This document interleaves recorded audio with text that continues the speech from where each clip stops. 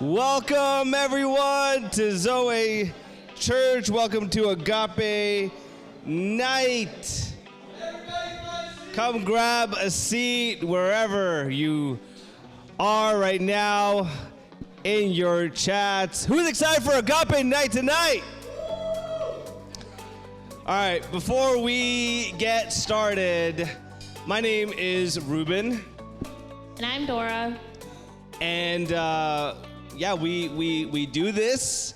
That's called Agape Night, where we talk about everything: love, dating, relationships, and all of the things in between, which includes things like money and conflict resolution and identity and just a lot of the topics that we just think are super relevant to wherever you happen to be. And so that's what we do here at Agape Night, and it's really revolving around the word agape. Sometimes people, are wondering, like, what does that word mean? It's the Greek word for love. And the reason why we chose that word is because so much of the things that we wrestle with and struggle with in our lives revolve around love. It revolves around the people we love, revolves around the people who love us, revolves around the people we want to love, and all of the things in between. And so that's why these are called Agape Nights, because at the end of the day, we believe as two Christians, as two pastors, that love is essential, love is super important, and as Christians who believe that Jesus shows us how to love best, we're approaching Agape Night with that perspective. And wherever you happen to be coming from, welcome. Whether you're like, I'm a Christian, awesome, glad you're here. Whether you're a non-Christian, glad you're here too. I hope there's something for you wherever you are joining in from. Last thing to get out of the way before we hop into today's topic is today is actually our 7-year anniversary, and it has been... I don't know how to make that awkward because I didn't really want to clap, but thank you. There's no way to say that without that, I guess. But it's been crazy. It's not been all, sunshine. Yeah, it's not butterflies. All rainbows and butterflies. Exactly. It's not been all pretty. It's compromise that moves us along. It's conflict. I'm being serious here. It's conflict management, it's learning how to grow, it's learning how to work on yourself, it's learning how to change, it's willing to change, and so many things. And I'm stoked for today because it just worked out so perfectly. The stars aligned for this one. Because when we saw the date, we were like, the topic has to be 7 lessons from 7 years of marriage. Has to be, right? 7 lessons from 7 years of marriage. That's what today's topic is. Our 7 lessons that we've learned over the last 7 years of marriage. Are you sure it's 7 years? Did we count wrong? No, it's 7 years. All right. Well, it's crazy because it feels long, but it also doesn't. Yeah, and also short, yeah. Right? I'm sure you all have experienced this where it's like, it feels like I'm still a child, but you're an adult. You know what I mean? It's just like, it's just weird complex, and I don't necessarily know how to explain it, but you're here for the ride. You know what? You parked, you're here, you might as well stay. It's going to be a good time. I hope you're excited. Yes? Let's do it. We're going to hop in.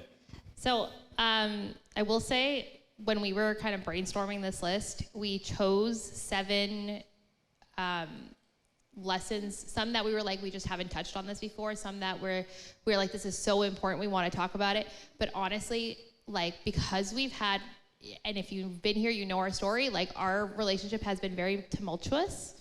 And because of that, we have learned, like, I want to say 700 lessons. Like, we had so many ideas that we were just, like, vomiting out at each other when we were discussing.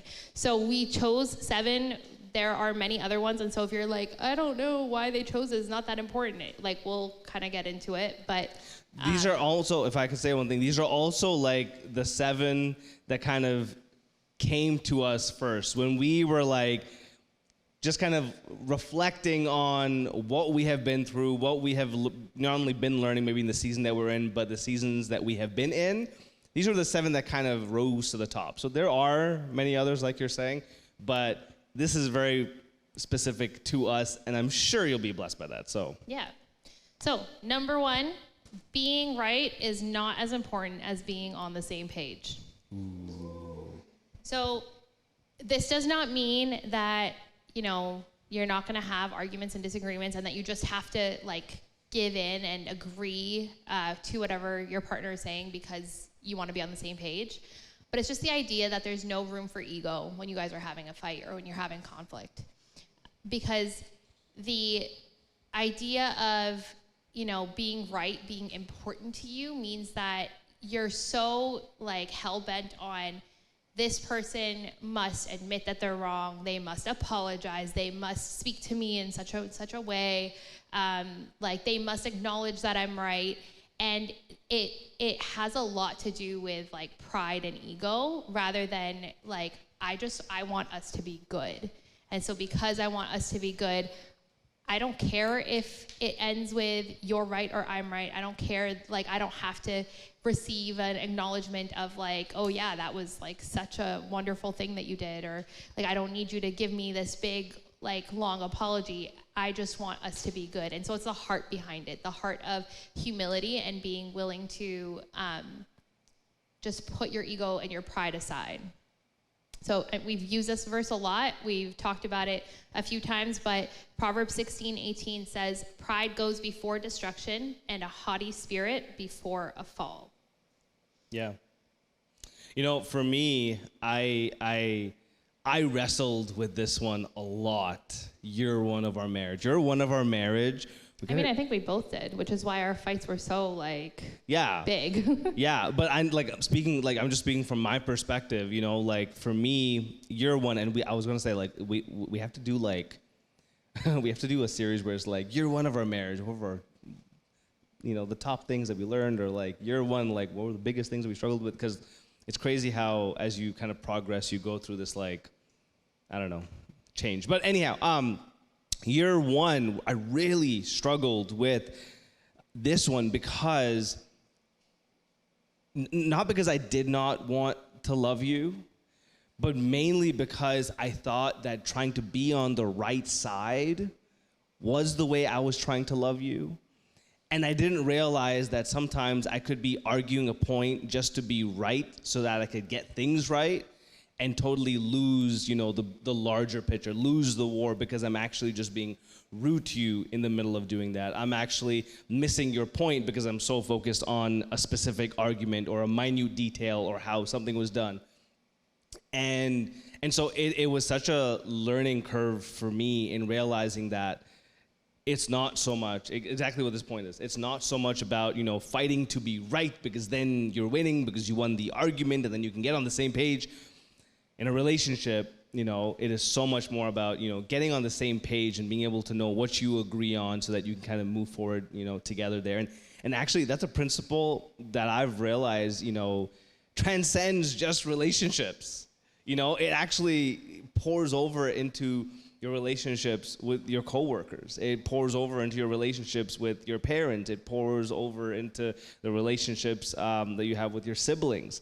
That you might have disagreements, and if you're always just trying to fight for what you believe is right, you might leave more upset than if you focused on the things that you can actually choose to agree on and choosing to actually win a person rather than win an argument. And I think that this was something huge for me because year one was a development for me in this area specifically, I remember.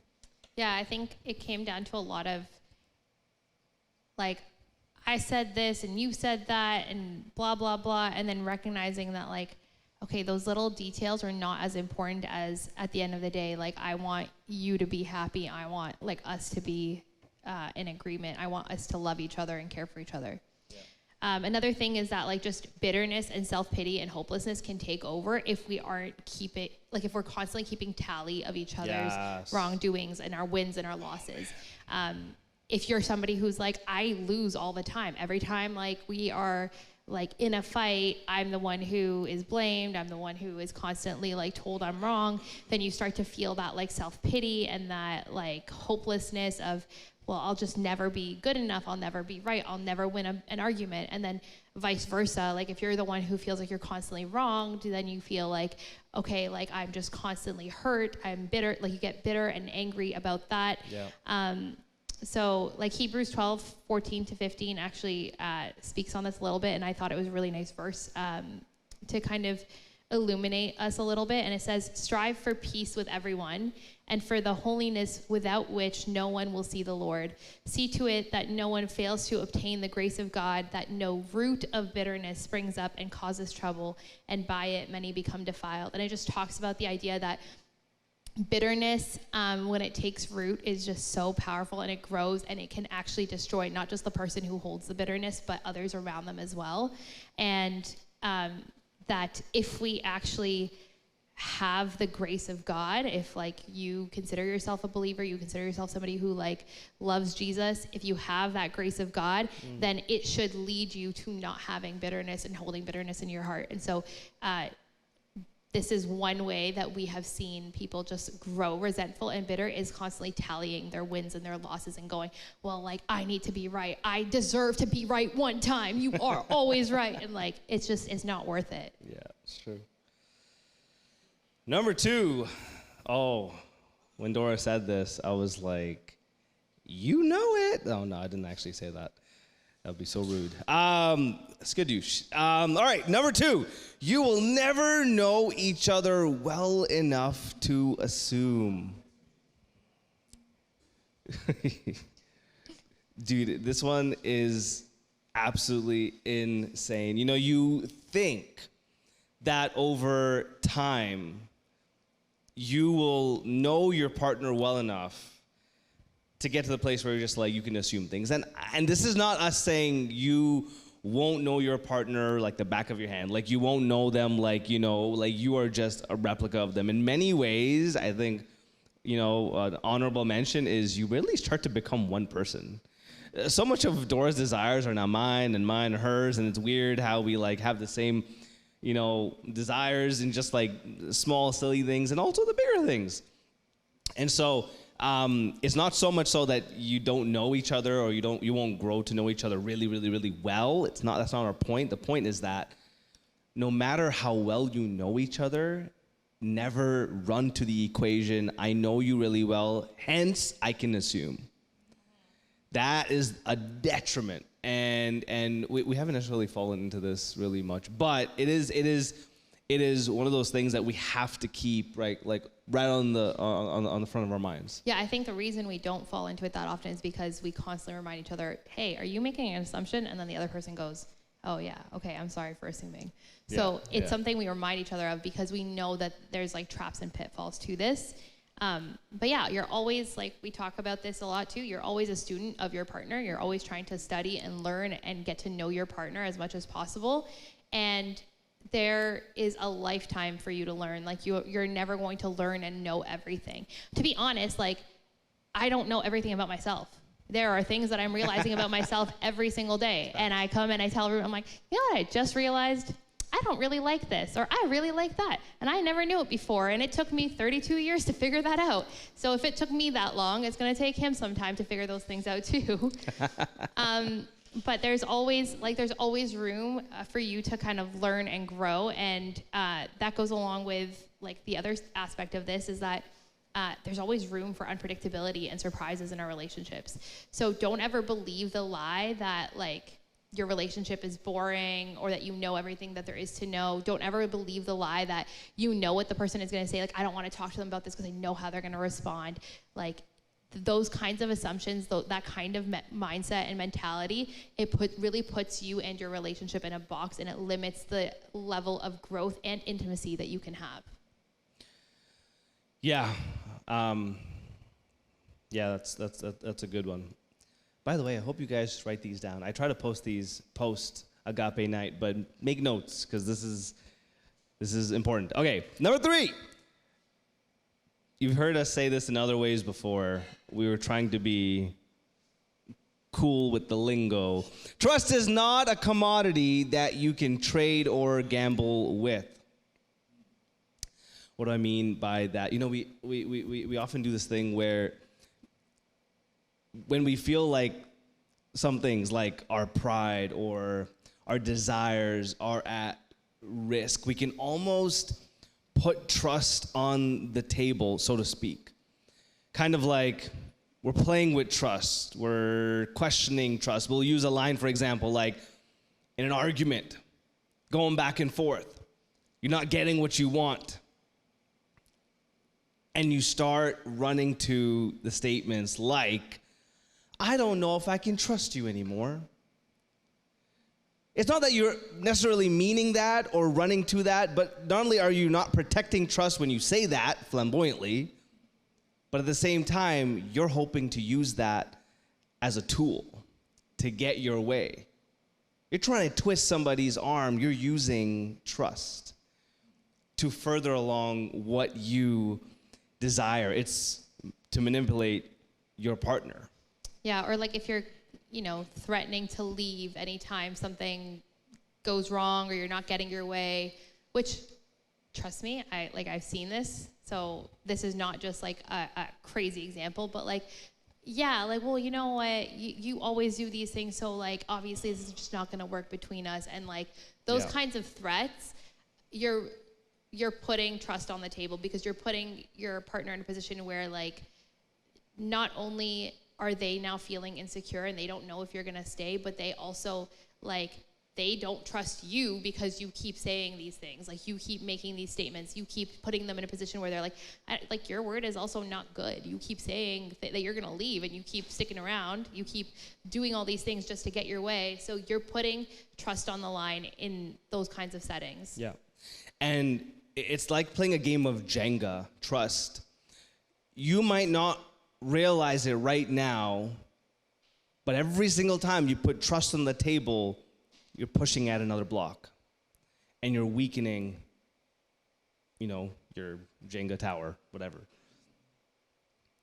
Until you get to a point when you just can't return. Or you can't return without some serious scars and without God doing some serious healing. And what we're trying to say is we're going to save you. We would love to save you all of that heartache and all of that pain. If you are in a relationship, you're married, when you are eventually married, it is so crucial that no matter how heated it gets, no matter how angry you are, no matter how upset you have been made, no matter how sad you might be, how depressed you are, it doesn't matter. If you can see a future with this person, if that person has not actually done something to put trust on the table, you don't put trust on the table trying to manipulate the conversation and get your way. To add to that, though, maybe you're walking into, or maybe you've walked into the relationship that you're in with baggage, with trust issues, where maybe you're a person who maybe just generally, feels really insecure. And maybe that actually leads you to somehow always find a way to sabotage and what you're feeling, and sabotage the relationship or project what you're feeling. For example, you have no reason not to trust your partner when they tell you that they're going out for dinner, but you don't trust them. You think that they're cheating or something. It is so important to recognize that you could be sabotaging and, in fact, putting trust on the table because of your insecurity, because of your baggage, which is why we say when you walk into a relationship, you need to deal with your baggage. If you're walking into a relationship with lots of undealt with baggage, you could harm that relationship, each other, and it's just a lot messier to deal with than, not impossible, but messier and just not wise, which is why we go deal with your baggage before you walk into a relationship. Doesn't mean you're perfect, but it means that you are working on it. I love 1 Corinthians chapter 13, verse 7. In the NIV, I love the way it says about love. It always protects, always trusts, always hopes, always perseveres, always trusts. If you choose to truly love someone, you're choosing to always trust, and that's a choice. in our relationship, there have been moments where I have felt like I have every right not to trust her. I have every right. I have a reason that I can, hey, look at what you did here, or look at what you did here 100 times. But every single time I let one of those things trump our relationship, I have now created a hierarchy. And that hierarchy is what would be the detriment to our relationship. So instead, in those moments, it's so important that we choose each other rather than me just trying to feel right, me trying to feel like I'm justified. I got my pound of flesh. I have been, I got what I wanted, so to speak. Instead, it's choosing to put the other person over myself, our relationship, above just what I want, and actually winning then at relationship. Because we just don't let those things go undealt with. We talk about them in a healthy context, not when the emotions are high, the rage is high, the anger is high, and then everything just explodes. Never a good time. Yeah, like I would just add that, trust is risky. Relationships are risky. Yeah. But without the trust, then your relationship is really like, it's not built on something solid, and it will crumble. And so you're actually like increasing the risk exponentially by not trusting. The risk of failure, the risk of your relationship falling apart. So I think as much as it's hard and it's like, you're like, I could be hurting myself by trusting, it's like, yes, but your relationship will fail if you don't. Your relationship cannot survive without trust. Yeah. Number 4. Yeah, point number 4. You can't afford to take your partner for granted. So this verse kind of came to mind as I was thinking about this, and it's James chapter 4, verse 14, and it says, "Yet you do not know what tomorrow will bring. What is your life? For you are a mist that appears for a little time and then vanishes."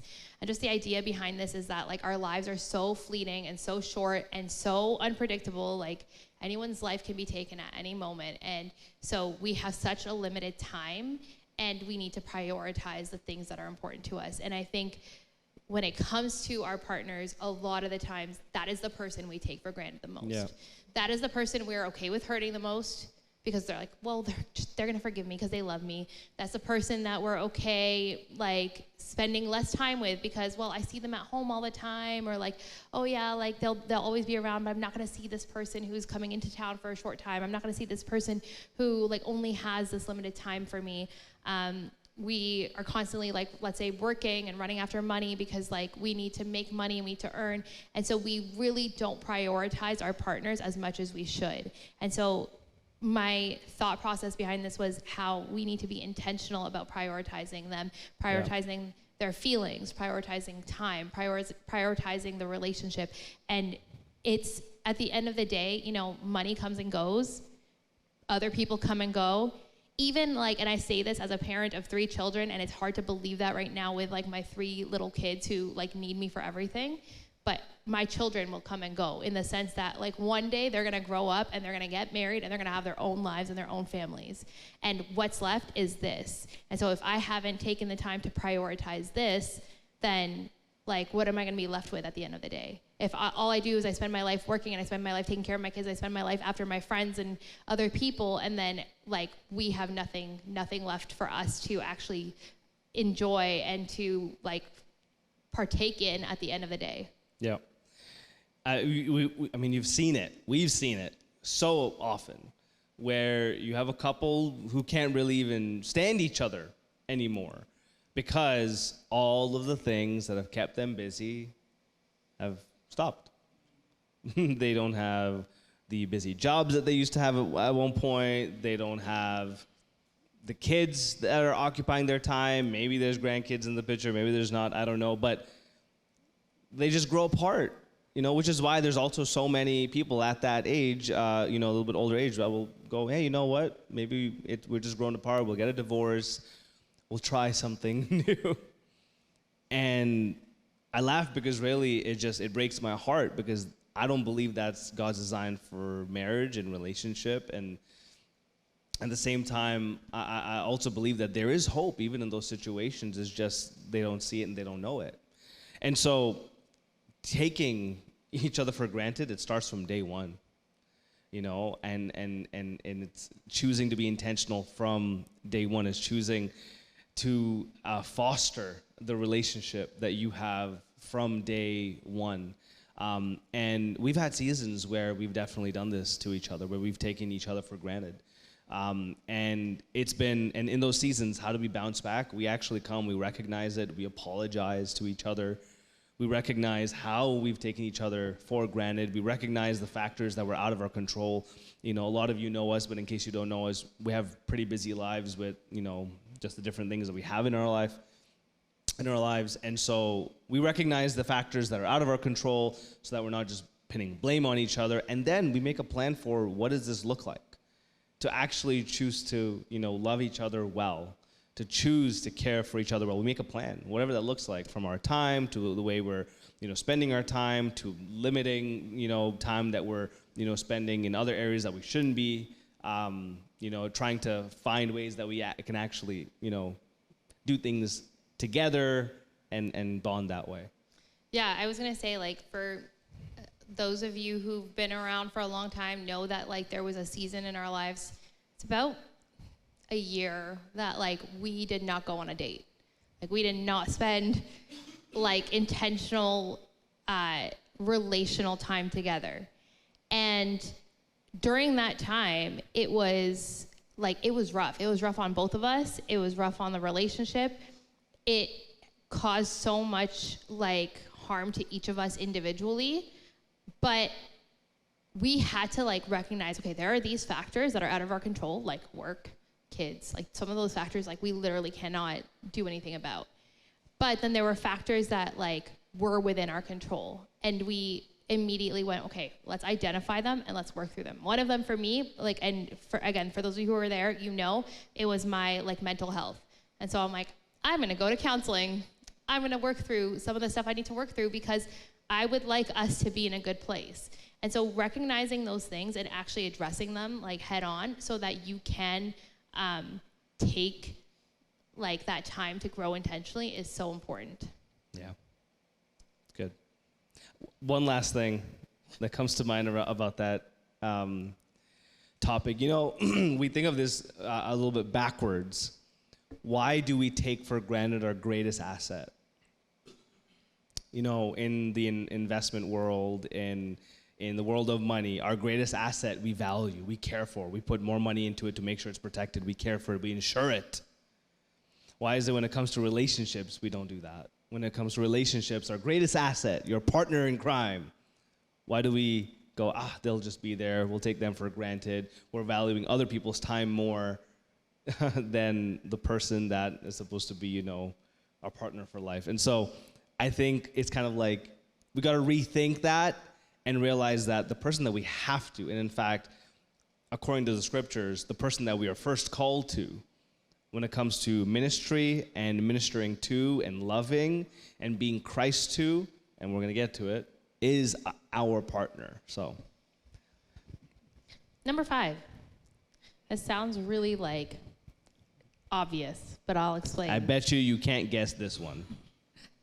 You are married to each other and no one else. Shock.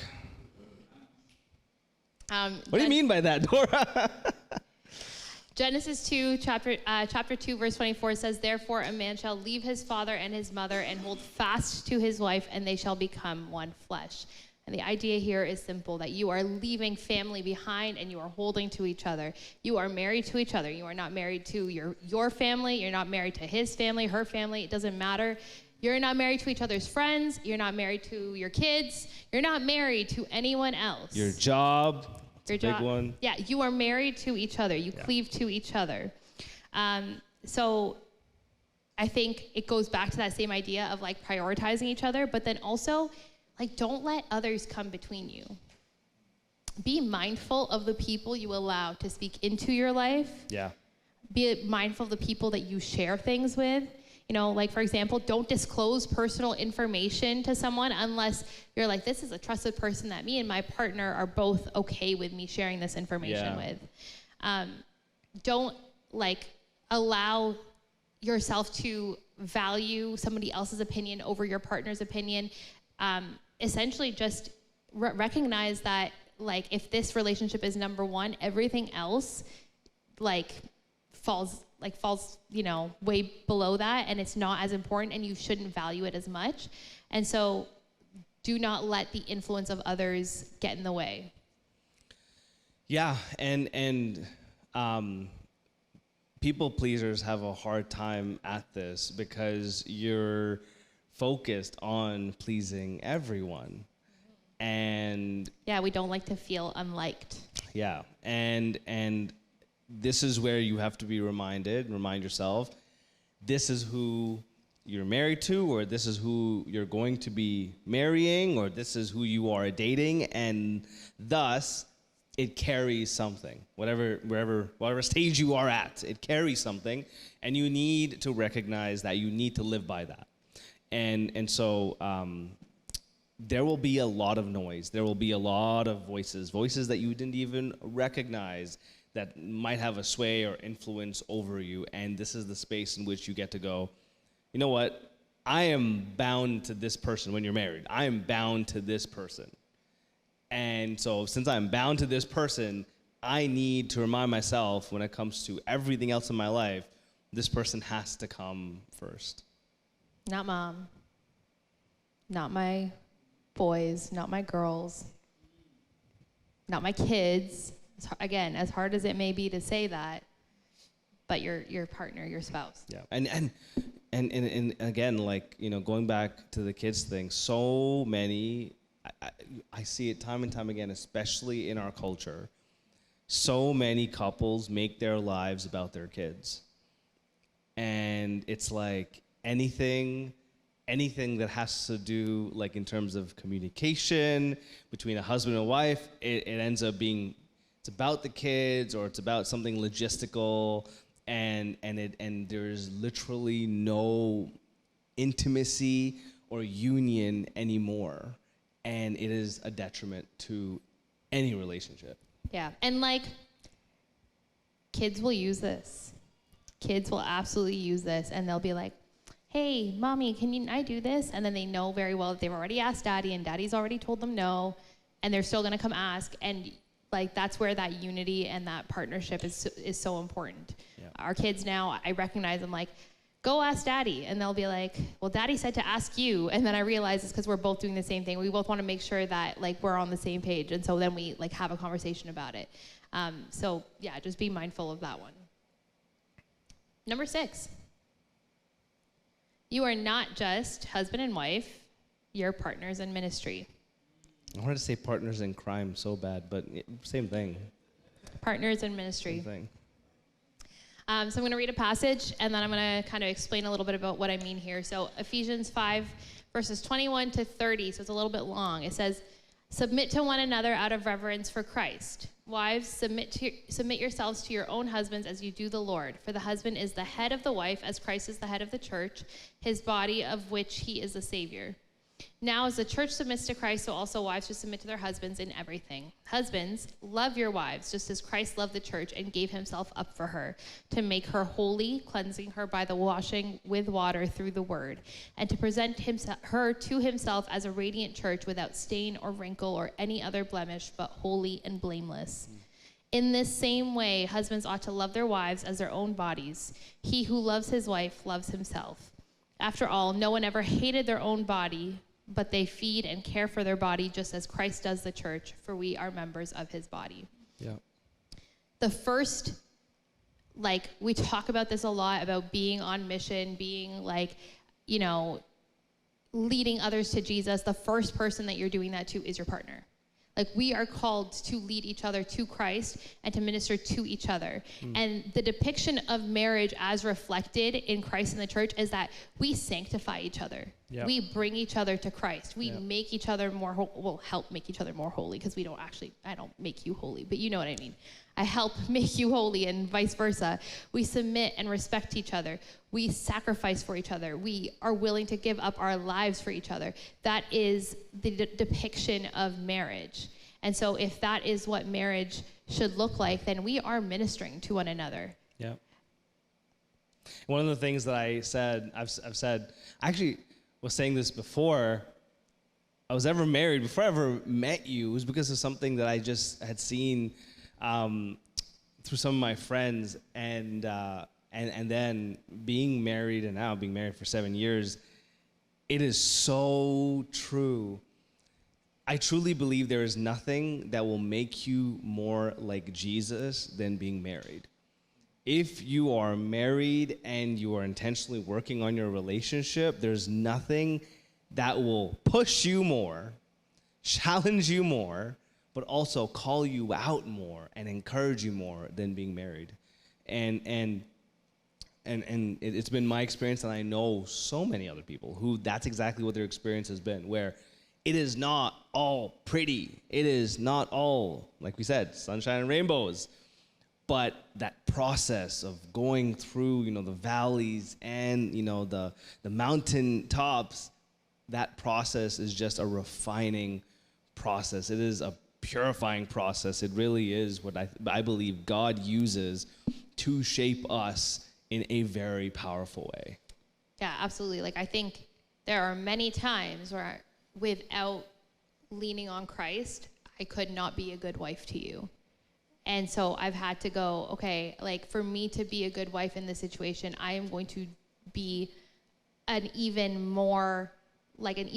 better believer, an even stronger Christian, and somebody who's going to put my faith to the test and keep pressing in and going deeper, because that's what I need so that I can be a good wife as well. And so it brings out that side of you as well. Yeah, it's good. You're also called, like, as much as you're called to minister to one another, you're also called to minister together. Yeah.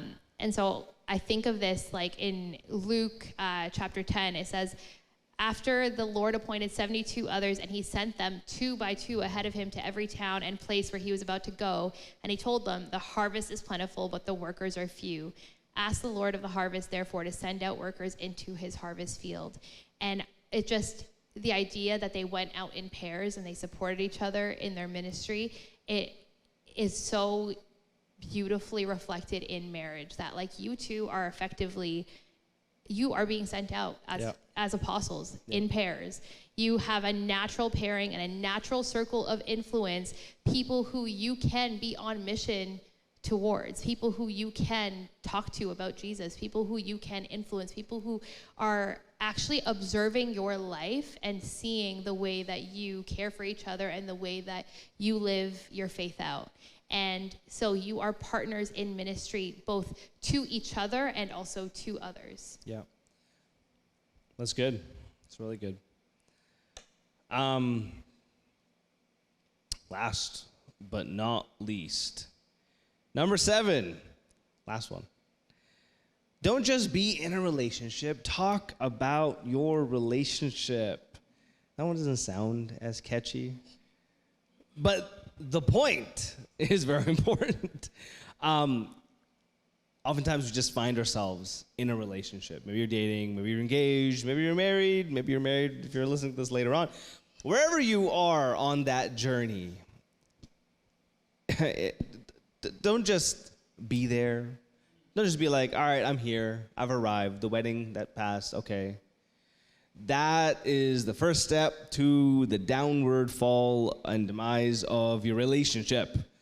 And don't let that happen. We're use this as a sign. Don't let that happen. Instead, choose to reflect on your relationship. Reflect on who you are, on your spouse, and work on your relationship. Maybe you've been dating for a while. Talk about your relationship so that you can actually intentionally grow together. It's not something that you're not discussing. You don't know where each other are. You don't know how the other person's really feeling. You're kind of, roommates that are really living together. You don't want to get to that place. You want to be in a place where you are healthy, and that requires communication. Yeah, I mean, you need to constantly be learning and growing. And part of that is the self-reflection, like doing that on your own. Part of that is reflecting together.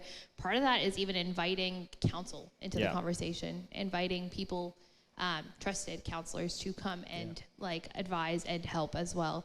Yeah. Can I share our story about counseling? Yeah, absolutely. Because we were in this space where post I had told Dora, I'm like, I actually want to go to counseling, not just premarital counseling. I want to go to counseling, marriage counseling, relationship counseling at least, and then transition to marriage afterwards, before we actually get married. Not because we have issues, but because I like to be well prepared. I like to make sure that I have a sense of what's going on. It's just like, why am I going to put, what's that machine called that you put around your arm to check the heartbeat? Blood pressure? The blood pressure cuff. Blood pressure cuff.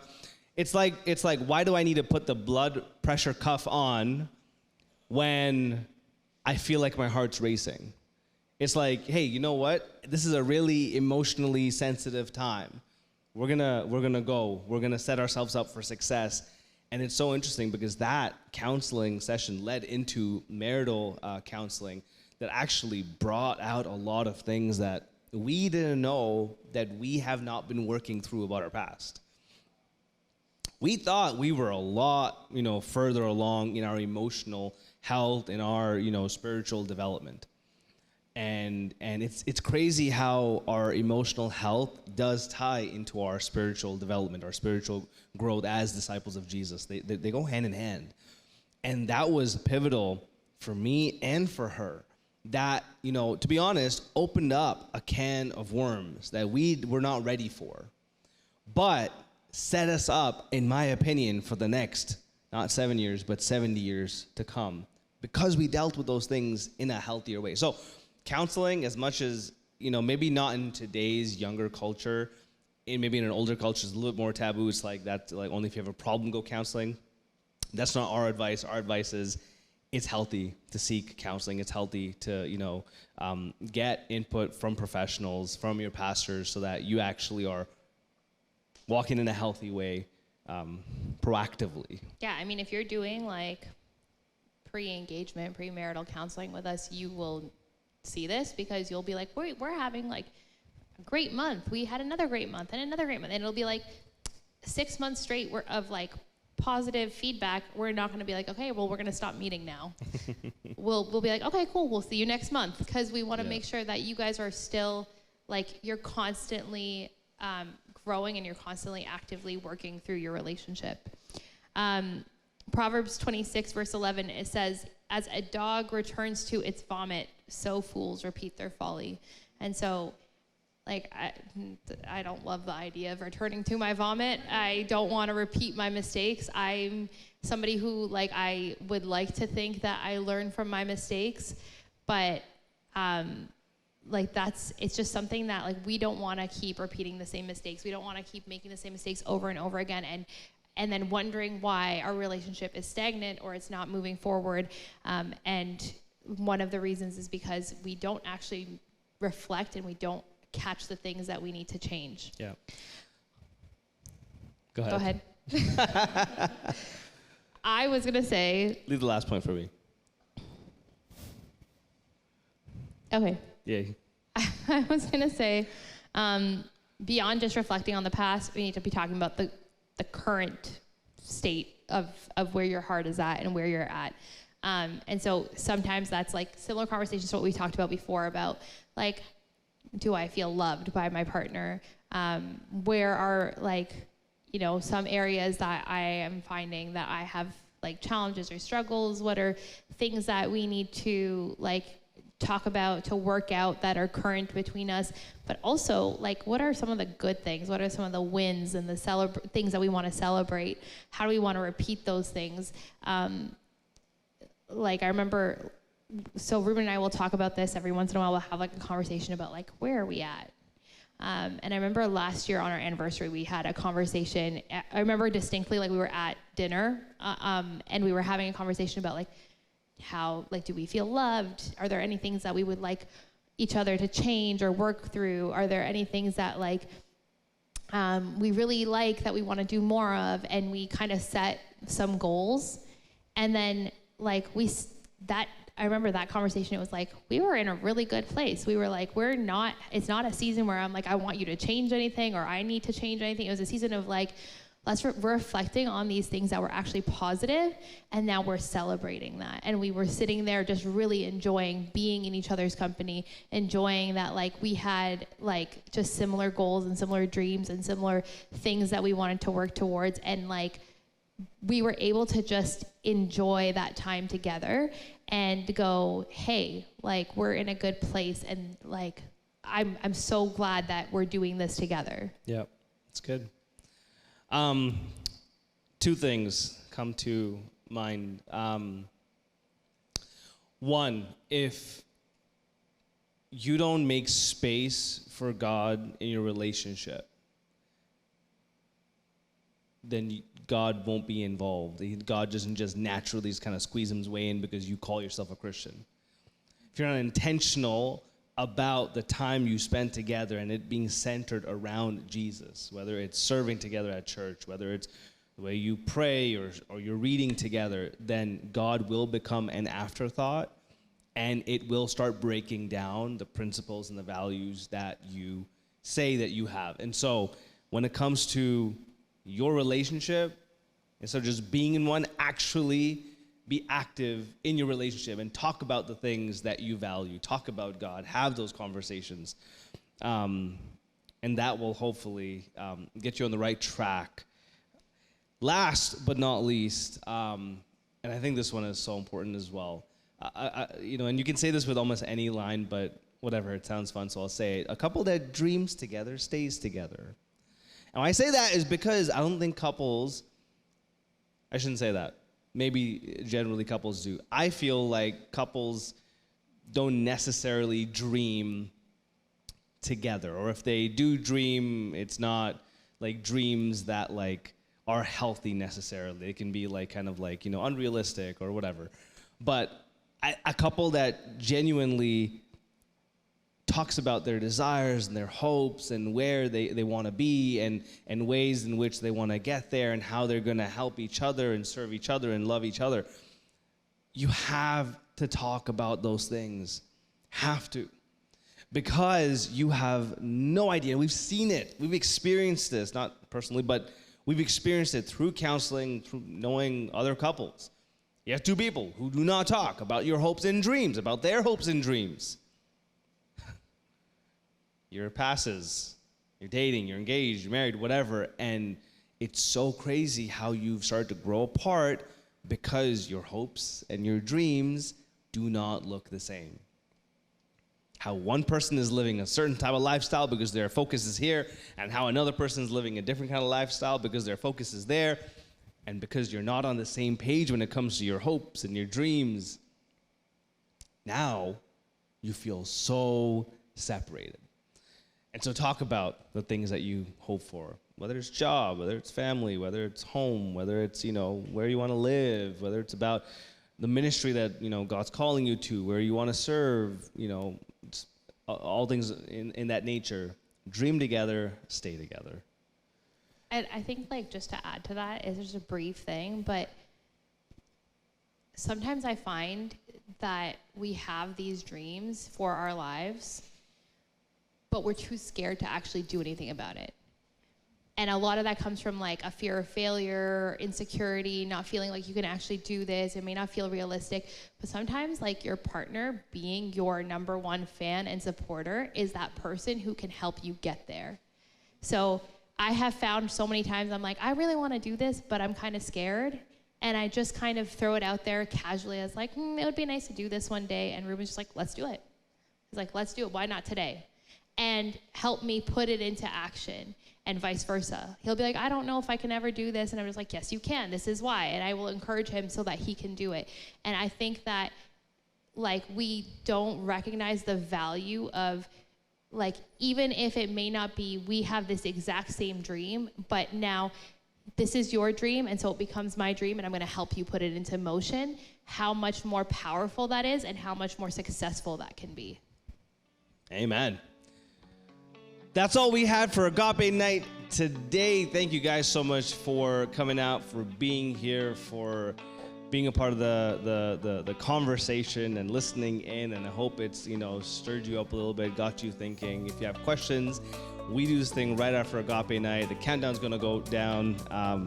There's snacks at the back. Grab some snacks, and you can actually send in your questions to the number that will go on the screen, and we will do live Q&A in like 5 minutes. So go grab some snacks, say hello to your neighbor, send in the questions that are burning on your heart, and we will do our best to try and answer them.